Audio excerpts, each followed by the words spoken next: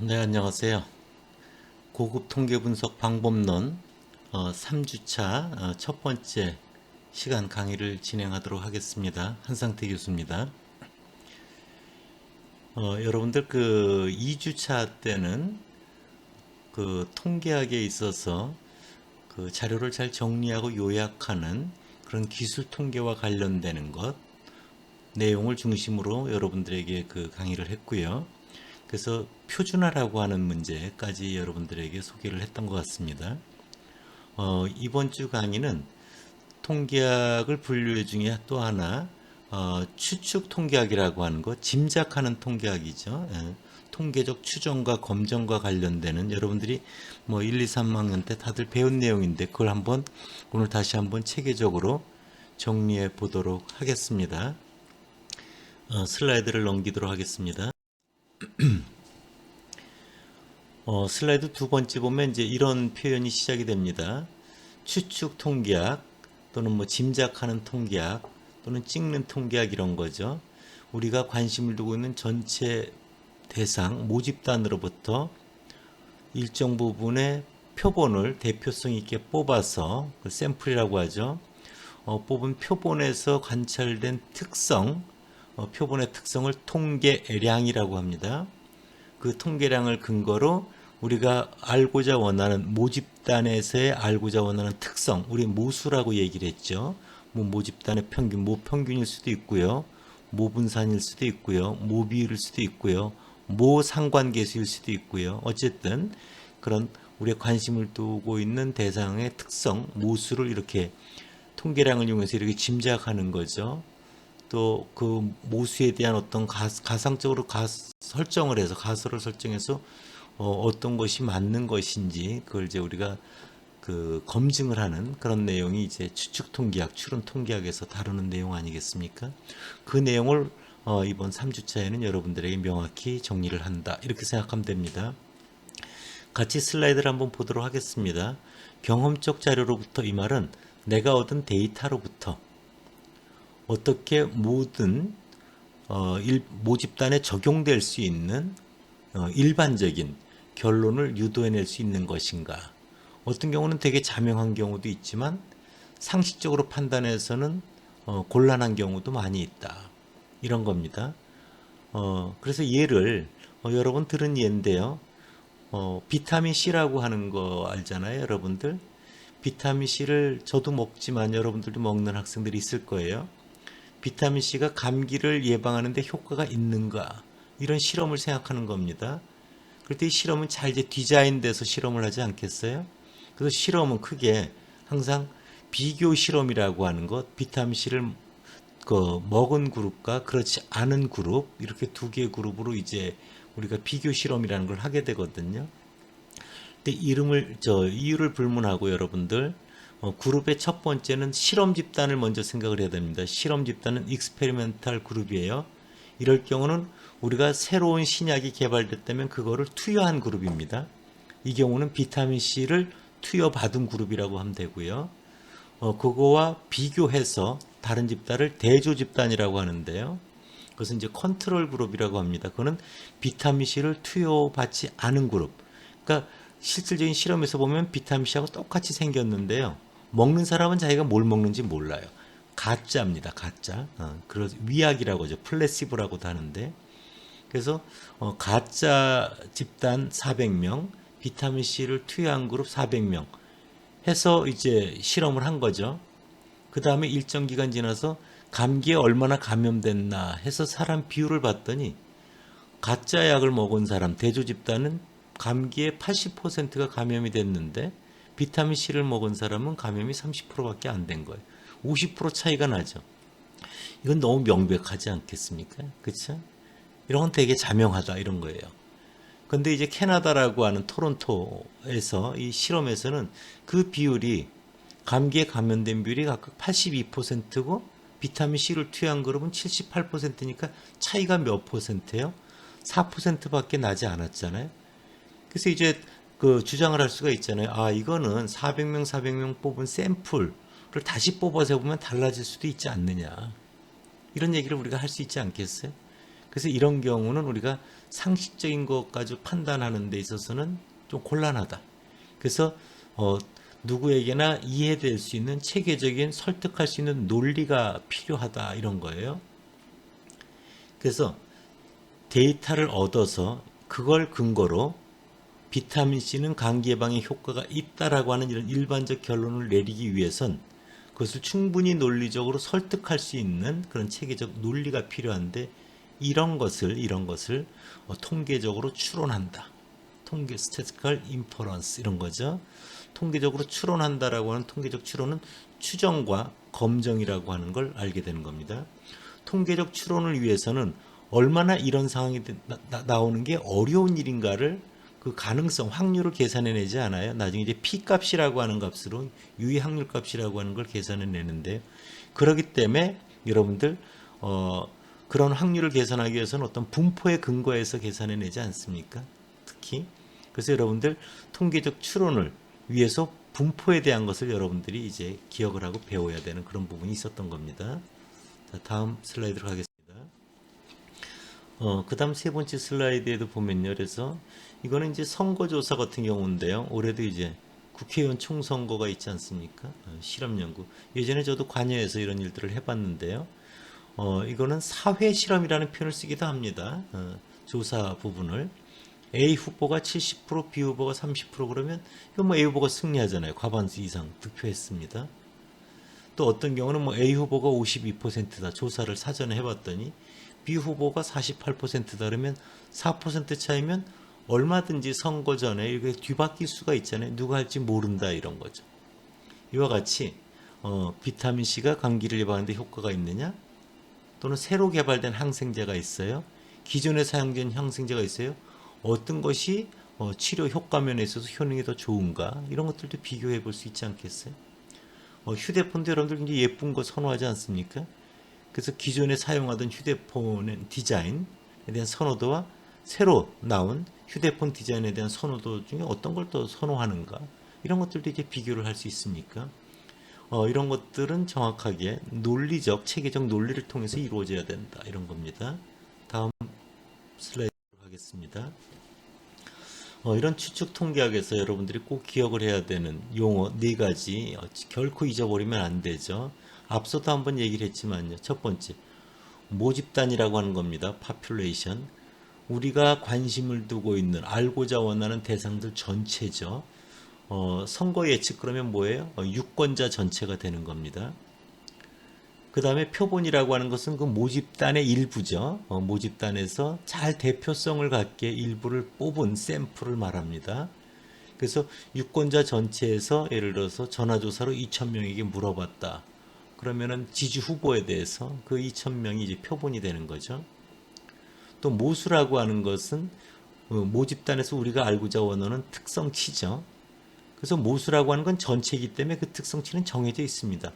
예를 들어서 우리나라 성인 전체 흡연율 그러면 우리나라 성인 전체에서 흡연을 하는 사람의 숫자는 정해져 있는데 우리가 모를 뿐인 거죠. 그렇죠? 그래서 이것은 고정되어 있는 상수다. 알 수 없는 상수다. 하나님만 아는 값이다. 이런 거죠. 그렇기 때문에 모르기 때문에 우리가 이제 추정을 하는 겁니다. 통계량이라고 하는 것은 이제 뽑힌 표본에서 얻게 되는 특성치죠. 그렇죠? 그래서 1,000명을 어떤 조사에서 해서 뽑든지 누가 뽑느냐에 따라서 통계량 값은 어때요? 바뀌죠. 그렇죠? 제가 1,000명 조사한 거와 여러분 중에 누군가 1,000명을 조사한 경우에 있어서 뽑힌 표본이 다르기 때문에 그 결과는 늘 다릅니다. 그래서 이것은 확률 변수입니다. 변수입니다. 네. 모수와 달리 변수죠. 그래서 거기 아래 예가 나와 있어요. 한국의 성인 전체 모집단의 흡연자 비율. 모수죠. 이게 우리가 알고자 하는 특성이니까 성인 남자 1,000명 이게 뽑힌 거죠. 표본을 추출해서 이 중 흡연을 하는 비율 그걸 통계량이라고 합니다. 얼마나 되는지 조사에 따라서 되고 네 가지가 무엇에 해당이 되는지 꼭 기억을 해야 됩니다. 다음 페이지로 갈게요. 여러분들한테 조금 실무에서 이용되는 데 있어서 필요한 것들을 모집단이나 표본, 모수 통계량을 조금 더 여러분들에게 구체적으로 이야기를 좀 해줄게요. 앞에 여러분들에게 한 얘기는 여러분들이 충분히 납득이 갈 거고요. 표본 추출이라고 하는 것 중에 필요한 용어 자 봅시다. 모집단이 뭐라고요? 우리가 정보를 알기를 원하는 관심을 두고 있는 전체 대상. 표본은 뭐라고요? 모집단의 일부를 이제 대표성을 갖고 뽑은 거죠. 관측한 겁니다. 관측한 거예요. 샘플. 이제 표집단이라고 하는 게 나와요. 유닛. 표집단이라는 건 우리가 조사를 할 때 가장 기본이 되는 단위가 뭐냐 이거죠. 흡연율 같은 걸 물어볼 때 이제 응답자가 되겠죠. 어떤 경우는 가구 단위의 소득을 조사하려면 가구 조사를 해야 되잖아요. 그럼 단위가 가구가 됩니다. 또 기업체, 사업체 조사를 한다면 사업체 하나가 단위가 되는 거죠. 학교에 대한 조사를 한다 그러면 학교가 이제 단위가 되는 거죠. 이렇게 조사 뽑힌 그 기본 단위가 뭐냐 이런 걸 이제 표집 단위라고 합니다. 샘플을 뽑을 때 그 틀을 무엇으로 하느냐 이런 걸 샘플링 프레임이라고 합니다. 틀. 그래서 표본 추출 틀. 그러면 표본이 추출된 개체들의 목록이죠. 예를 들어서 여러분들 사람을 예를 들어서 뭐 전화번호부를 랜덤하게 돌려서 사람을 뽑는다 그러면 뭐예요? 전화번호부에 있는 리스트들이 추출 틀인 거죠. 그 중에 뽑힌 것들이 이제 표본이 되는 겁니다. 근데 우리나라에서는 지금 전화번호부 같은 경우는 모두 다 여러분들 집 전화번호 거의 요새 사용 안 하죠. 전화번호부에 등재가 되어 있는데 그 등재율이 실질적으로 많지가 않고요. 그러니까 우리나라 전체를 대변하지 못하는 대표성을 갖고 있지 못하는 부분이 있어요. 그래서 모든 가능한 번호를 다 만들어서 동일한 가능성으로 뽑는 걸 이제 랜덤 디짓 다이얼링이라고 하는 그 RDD 조사라고 하는 게 그래서 이제 만들어졌고요. 그것은 이제 저하고 고려대 허명희 교수님 또 강인철 교수님 같이 그 방법론을 만들어서 지금 모든 기업체에서 사용하고 있는 그런 부분입니다. 또 하나는 요새는 이제 여러분들 가구, 집에도 이제 여러분들 전화가 오는 경우도 있지만 많은 경우 뭐가 와요? 휴대폰으로 조사가 많이 오죠. 그렇죠? 그래서 그런 것들이 일반 그 대상이 되는 모집단의 대표성을 확보하기 위해서 하는 그런 노력들이다 이렇게 생각하면 됩니다. 그다음 전수조사는 뭐예요? 우리가 알고자 원하는 모집단 전체 조사하는 거죠. 이게 인구주택 총조사 같은 겁니다. 그 다음에 여러분들 이제 모집단의 이제 일부를 조사하는 또 방법이 있죠. 그런 걸 이제 샘플이라고 뽑는 거죠. 이걸 표본조사라고 하는 겁니다. 대부분 여러분들 표본조사를 많이 하게 됩니다. 여러 가지 경제적 이유라든지 등등 이유로. 그 다음에 모수라고 하는 거 다시 얘기할게요. 파라메타. 모집단에서 알고자 원하는 특성치죠. 그 중엔 뭐예요? 어떤 것에 대한 쓰레기 총 배출량 뭐 이런 것들은 모합이라고 할 수 있는 거죠. 또 모집단의 평균, 모집단의 비율, 모집단의 분산 이런 것들이 모수입니다. 통계량이라고 하는 것은 추정량이라고 하고 실제로 조사한 것을 수치로 본 거는 이제 추정치라고 하는 말을 합니다. 추정량은 확률 변수를 말하잖아요. 뽑은 것의 특성치다. 그래서 뽑은 것의 합 이런 거죠. 쓰레기 배출량을 몇 개 지역을 통해서 이제 뽑아서 전체 모집단을 확대해서 추정을 하죠. 뽑은 것의 평균, 뽑은 것의 비율 이런 것들은 뽑힌 표본에 따라 달라진다. 다시 한번 강조했습니다. 다음 페이지로 갈게요. 모집단에 대해서도 여러분들 그 혼란스럽지만 꼭 기억을 해야 되는 건요. 모집단은 무한 모집단과 유한 모집단이 있습니다. 무한 모집단은 공장에서 생산될 제품은 계속 만들어지죠. 모집단의 그 규모가 우리가 유한, 셀 수 있는 개수가 아닌 거죠. 유한 모집단이라고 하는 것은 여러분들 이제 투표권을 가지는 유권자 전체, 현대자동차에서 2020년에 생산된 자동차 전체 뭐 이런 것들은 유한 모집단이에요. 그래서 여러분들 통계 조사와 관련되는 부분은 유한 모집단을 기준으로 한다. 이렇게 여러분들 생각하면 됩니다. 또 여러분들이 그 사회에 나가서 실무에 가보면은 이런 용어도 많이 듭니다. 표적 모집단은 뭐냐 이거죠. 타겟이 되는 모집단, 목표 모집단이란 말을 쓰기도 합니다. 이것은 뭐냐면 우리가 샘플을 뽑아서 얻어진 결과가 어디다 적용할 것인가. 투표권을 가지는 유권자에 적용하려고 하는 거죠. 그것이 이제 타겟이 되는 모집단이 됩니다. 표집틀 모집단이라고 하는 것은 표집틀이 대표하는 모집단이에요. 그러니까 전화번호부죠. 그러니까 전화가 없는 가구는 기본적으로 뭐가 돼요? 조사에서 제외되는 겁니다. 그래서 이런 것들은 샘플을 뽑게 되는 그 틀, 것들을 대표하는 모집단이다 하는 겁니다. 여러분들 제일 중요한 건 맨 아래에 있습니다. 표집 모집단이라고 되어 있죠. Sampled Population, 조사 모집단. 실제 표본이 추출된 모집단입니다. 즉 모집단 전체 중에 예를 들어서 부적격 개체가 있어요. 전화를 받을 수 없는 가구들이 있잖아요. 뭐 병원에 있다든지 또 응답을 못해요. 응답을 거부한다든지 지역적으로 도저히 조사를 할 수 없어서 제외되는 지역, 또 상가 이런 데다 하면 안 되는데 그런 데를 조사하는 거거든요. 이런 것들을 제외한 그런 모집단을 우리 뭐라고 한다? 우리가 실제적으로 조사할 수 있는 모집단, 그걸 표집 모집단이다 이런 표현을 씁니다. 네, 다음 페이지로 갈게요.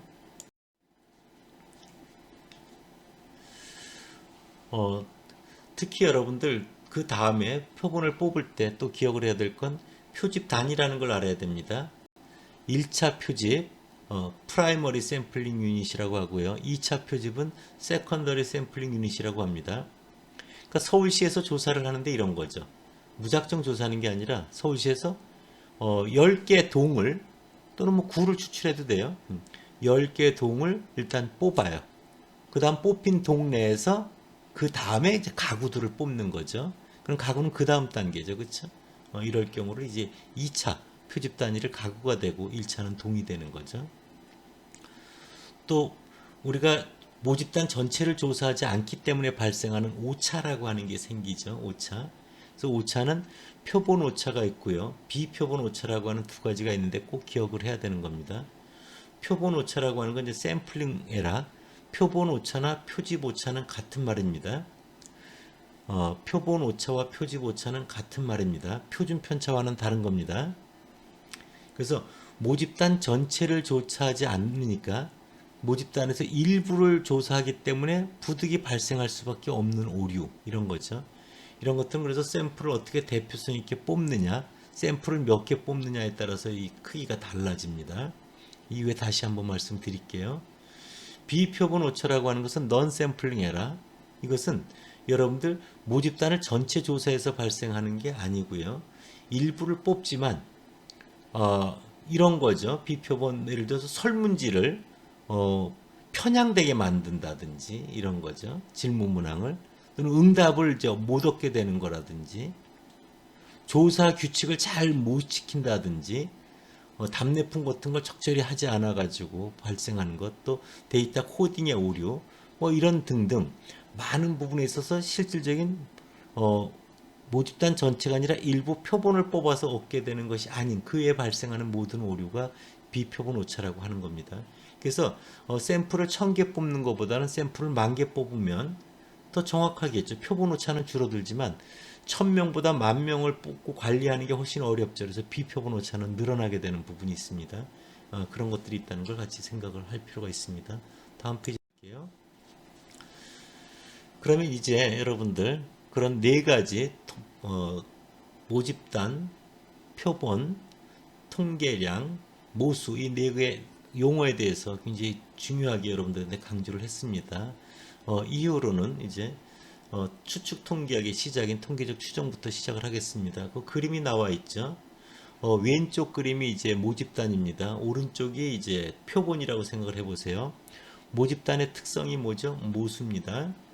뽑은 것의 특성이 뭐죠? 통계량입니다.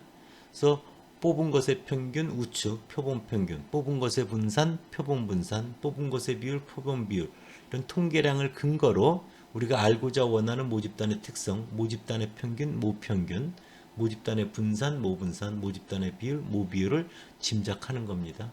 추측하는 겁니다. 추정하는 겁니다.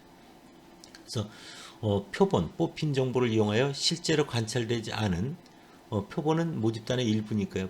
포함한 모집단 전체에 대해서 짐작하는 거다. 이런 거죠. 그 짐작을 할 때 하나의 값으로 얘기를 할 수 있죠. 모집단의 평균은 얼마다 이런 거죠. 우리나라 성인 전체에 대한 키를 조사한다고 해보세요. 그럼 우리나라 성인 전체 평균 키를 조사한다고 하면 우리나라 성인 전체 평균 키가 모수인 거죠. 모평균인 거죠. 근데 그걸 조사하기 위해서 다 할 수가 없잖아요. 그래서 뭐 3,000명 성인을 뽑아서 키를 재본 거죠. 그래서 얻게 된 게 이제 표본 평균인 거죠. 그걸 근거로 우리나라 성인 전체 남자들의 평균 키는 이 정도 될 거야 라고 하나의 값으로 추정하는 것, 이걸 이제 점 추정이라고 하는 거죠. 구간 추정은 뭐예요? 우리나라 성인 남성의 평균 키는 어디에서 어디 사이에 있을 거야. 이렇게 적절하게 구간을 설정해서 추정하는 게 이제 구간 추정이다. 여러분들 이렇게 생각을 하시면 됩니다. 다음 페이지로 갈게요. 점 추정의 모습을 한번 보도록 하겠습니다. 그 예가 하나 나와 있는데요. 거기 x1부터 x5까지 있죠. 1, 2, 3, 4. 이게 모집단 다라고 해보세요. 모집단이 5개가 다라고 해보세요. 유한 모집단. 모집단의 평균은 어떻게 됩니까? 뮤는 5개를 다 더해서 5를 더 나누면 되죠. 값이 얼마입니까? 3입니다. 3. 근데 이 모집단 전체가 5개인데 대문자 n 이꼴 5입니다. 샘플을 2개만 샘플을 그 일부 2개를 뽑는다고 해보세요. 2개를 뽑게 되면은 이런 거죠. 자, 1, 2가 뽑힐 수도 있죠. 1, 3이 뽑힐 수도 있습니다. 1, 4가 뽑힐 수도 있어요. 1, 5가 뽑힐 수도 있어요.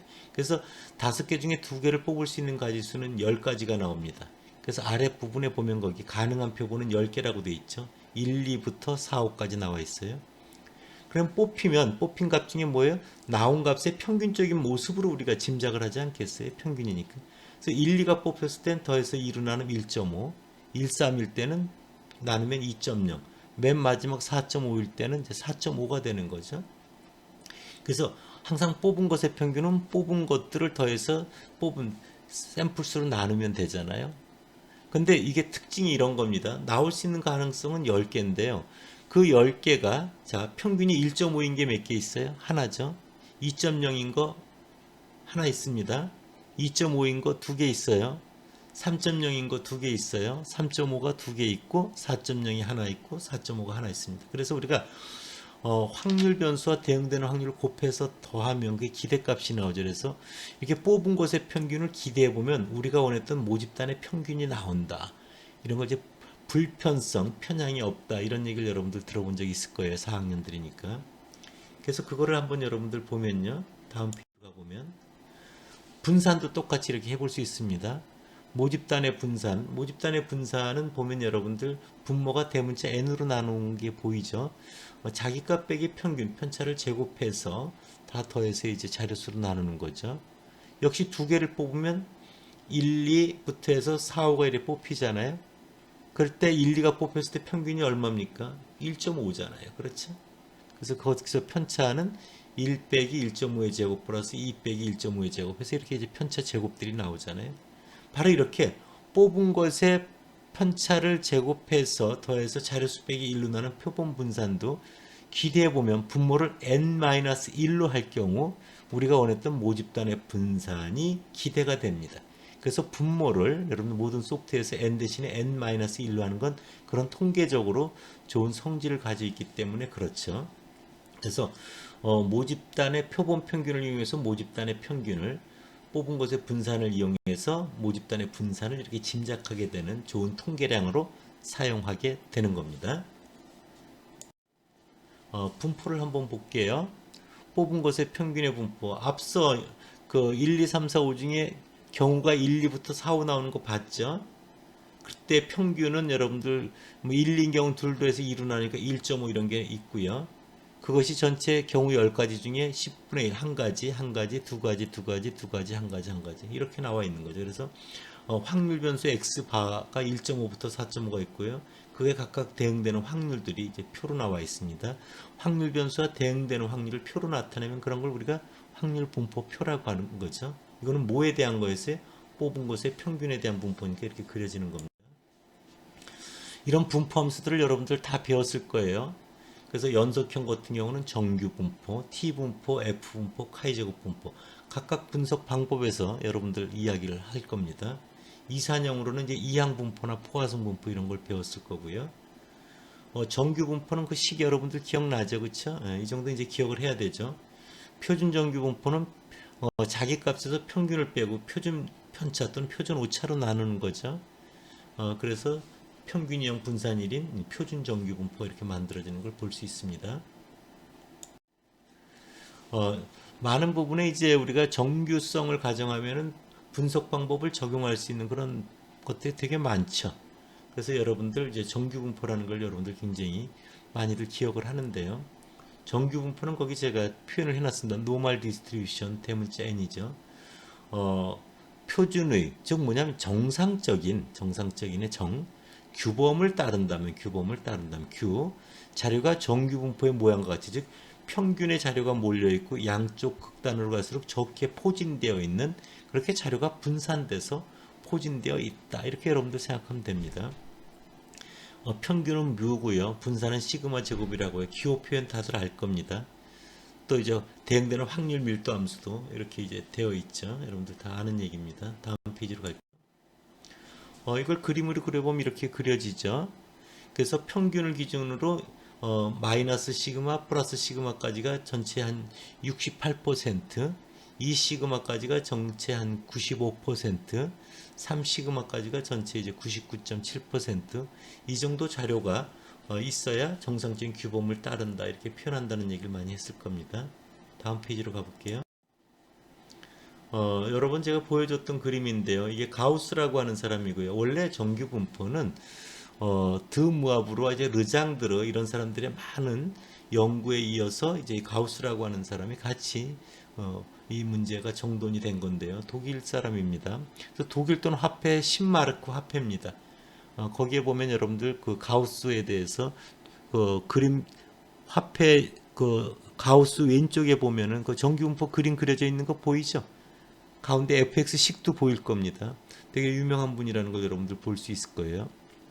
이 화폐를 지금은 여러분들 독일 가도 구하기가 되게 어렵습니다. 그래서 정규분포를 어떤 사람은 가우스 분포라고 이야기를 하기도 하는데 그건 잘못된 겁니다. 예. 정규분포는 가우스라는 사람 한 사람에 의해서 만들어진 건 아닙니다. 다음 페이지로 갈게요. 그래서 정규분포라고 하는 것은 언제든지 이런 거죠. 전체 아랫부분의 면적은 항상 1이고요.